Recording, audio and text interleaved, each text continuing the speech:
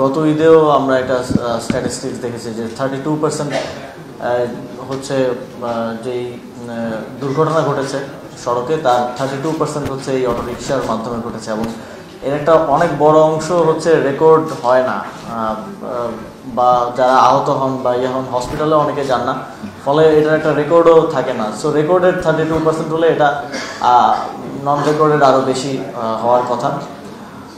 তো এই যেহেতু এটা অনেক বড় এবং কমপ্লিকেটেড টাস্ক, সো এটাতে কেউ হাত দিতে চায়নি স্বাভাবিকভাবেই, কারণ এখানে অনেকগুলো স্টেক হোল্ডার, অনেকগুলো বিষয়, অনেকগুলো কমপ্লিকেশনস আমরা ফেস করেছি বিগত 7-8 মাসে। যখন স্থানীয় সরকার বিভাগ থেকে উদ্যোগটা নেওয়া হয়, তখনও আমরাও ভাবিনি যে এটা এত বেশি কমপ্লিকেটেড হবে। একটা বৃহৎ প্রচেষ্টার একটা ফলাফল হচ্ছে আজকে আমরা এটার শুরুটা করতে পারছি, এবং আমরা প্রপার অ্যাকশন প্ল্যান নিয়েছি যে কিভাবে এটার বাস্তবায়নটা হবে।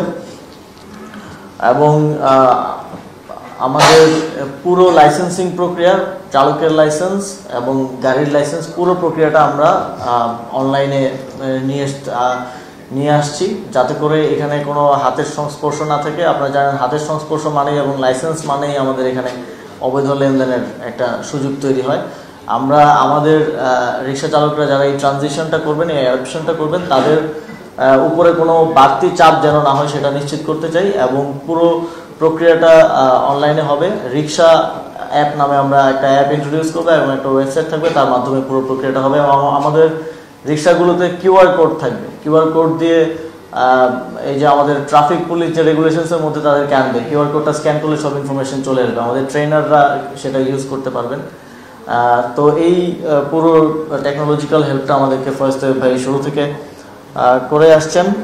আমরা প্রাথমিকভাবে 2টা সিটি কর্পোরেশনের 2টা অঞ্চলকে রেগুলেশনসের মধ্যে নিয়ে আসবে, এবং ওই 2টা জোনে আমরা নির্দিষ্ট সংখ্যক, ওইটা অ্যাসেসমেন্ট করবে আমাদের 2 সিটি কর্পোরেশন, নির্দিষ্ট সংখ্যক অটোরিকশার মাধ্যমে শুরু করব।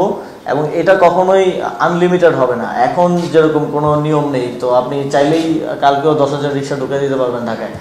তো এইটা আমরা প্রত্যেকটা জোন ওয়াইজ নির্দিষ্ট থাকবে রিক্সা, এবং ওই রিক্সাগুলো ওই জোনেই চলবে।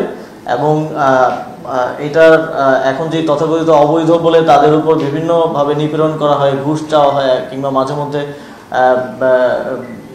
শাস্তিমূলক ব্যবস্থা যাওয়া হয়, এটা এই আর থাকবে না। যারা এই অ্যাডাপশনটার মধ্যে অ্যাডাপশন করে নেবে এই নতুন রিক্সাটা, তাদের